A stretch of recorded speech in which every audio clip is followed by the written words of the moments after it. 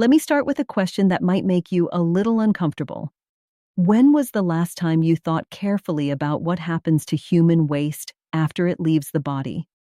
Most of us never think about it. We flush, we wash our hands, and we move on with our day. But somewhere in the world right now, a child is drinking water contaminated with someone else's stool, and within days, that child will be doubled over with cramps, diarrhea, and a body too exhausted to play. This isn't a rare tragedy in some distant place. It happens close to home too, at daycare centers, on camping trips, at swimming pools, even in your own kitchen if a single unwashed hand touches the wrong surface. Good afternoon, everyone. I'm a physician, and I've spent years talking with patients about the illnesses we don't like to discuss at the dinner table, the ones involving bathrooms, bowels, and bacteria. Today I want to talk to you about one specific and very common culprit, a microscopic parasite that spreads through human feces, and how a few simple habits can protect you and your family from it. This matters because this parasite doesn't discriminate. It doesn't care if you're wealthy or poor, young or old, careful or careless. It only cares whether it can get from one person's gut to another person's mouth. Understanding how that happens is the entire key to stopping it. 2. Introduction to the topic. The parasite I want to focus on today is called Giardia lamblia, also known as Giardia duodenalis or Giardia intestinalis, one of the most common intestinal parasites in the world. But I also want you to understand the broader category it belongs to, because the lessons apply to a whole family of illnesses known as fecal-oral transmitted infections.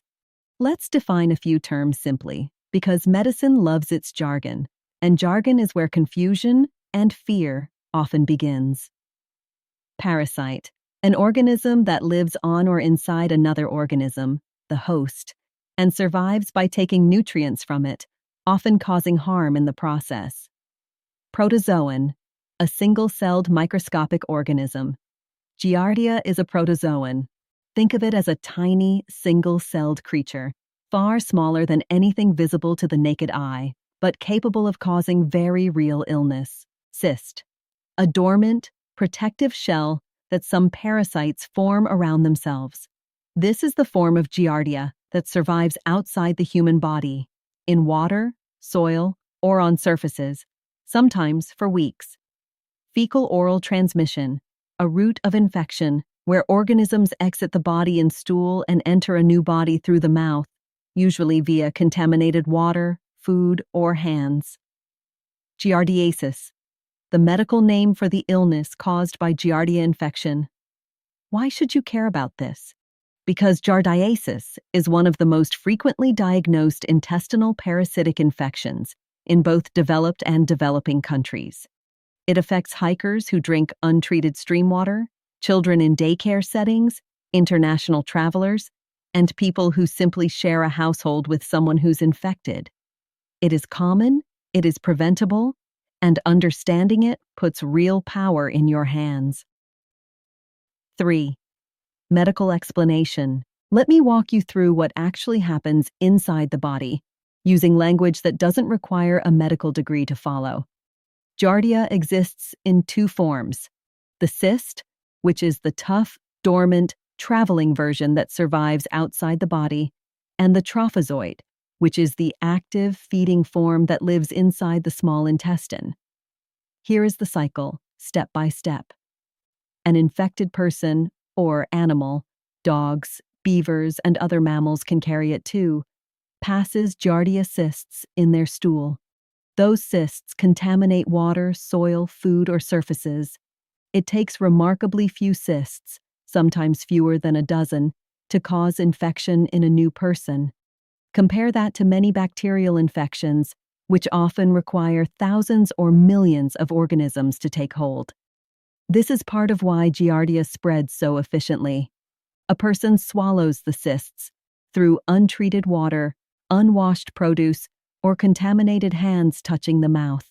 Stomach acid, rather than destroying the cysts, actually helps trigger them to hatch into the active trophozoite form, once they reach the small intestine. The trophozoites attach to the lining of the small intestine using a suction cup-like structure, where they interfere with the body's ability to absorb nutrients and fluids. Some trophozoites convert back into hardy cysts, which are then shed in stool, and the cycle begins again with the next unsuspecting host. Here's an analogy I like to use with patients. Imagine your small intestine is a carpet that's supposed to absorb everything valuable that touches it. Nutrients, water, vitamins, like a sponge soaking up water. Giardia is like a plastic sheet laid over parts of that carpet. Nutrients and water simply slide across without being absorbed properly. That's why the hallmark of this illness is watery, sometimes greasy, foul-smelling diarrhea. The body isn't absorbing fat and nutrients the way it should. Risk factors include drinking untreated water from lakes, streams, or wells, even water that looks perfectly clear, international travel to areas with less reliable water sanitation, attending or working in daycare centers where diaper changes and close contact are common, swimming in contaminated pools or lakes. Giardia cysts can survive standard chlorine levels for a period of time. Living with someone who is infected. Certain sexual practices that involve fecal-oral contact, a weakened immune system, which can make infection more likely and symptoms more severe. 4. Symptoms and warning signs. Not everyone who is infected develops symptoms. Some people carry Giardia without ever feeling ill, which is part of why it spreads so quietly. But when symptoms do appear, they typically begin 1 to 3 weeks after exposure and can include watery, sometimes greasy or foul-smelling diarrhea, stomach cramps and bloating, excessive gas, nausea, fatigue, unintended weight loss. In some cases, low-grade fever. I want to highlight a few warning signs that should prompt you to see a doctor rather than wait it out. Diarrhea lasting more than a few days, especially if it's watery and persistent. Signs of dehydration, a dry mouth, dizziness when standing, dark urine, or reduced urination. Blood in the stool. This is less typical of Giardia and should always be evaluated, as it may point to a different or additional condition. High fever symptoms in a young child, an elderly person, a pregnant woman, or someone with a weakened immune system. These groups can become dehydrated or unwell more quickly and deserve prompt medical attention. I always tell my patients, your body is generally quite good at telling you when something is wrong. The mistake people make isn't ignoring severe symptoms. It's dismissing mild but persistent symptoms as something that will simply pass on its own.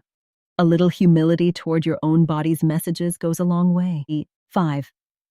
Diagnosis and medical evaluation. If you come to my office with these symptoms, here's generally what to expect.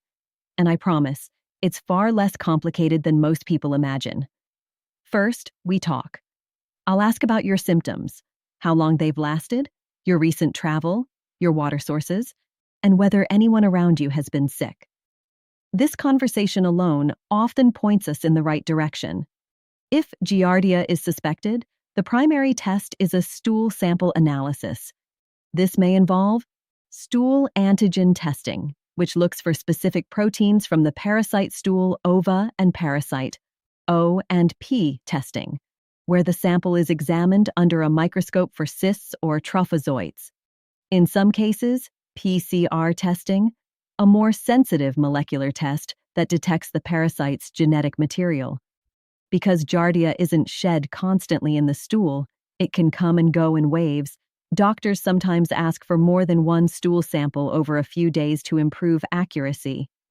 In more complicated or prolonged cases, additional evaluations such as blood tests to check for signs of dehydration or nutrient deficiency may be used, but for most people, the stool test is the beginning and end of the diagnostic journey. 6. Treatment and management.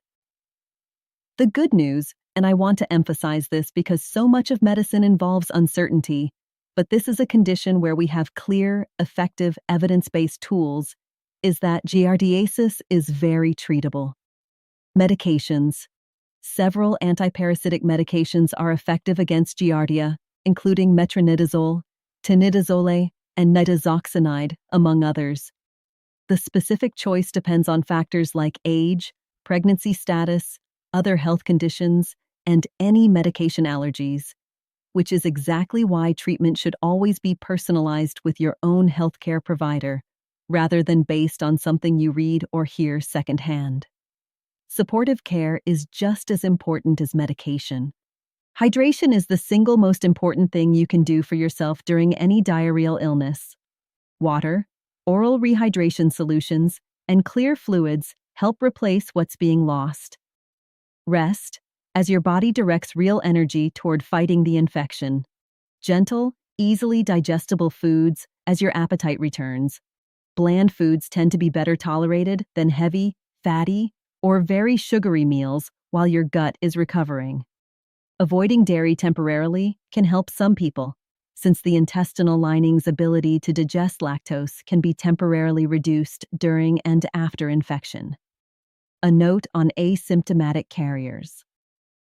In some situations, especially in households with young children, doctors may consider treating individuals who test positive but have no symptoms to reduce the chance of ongoing spread, though this decision is made case by case. I want to be clear.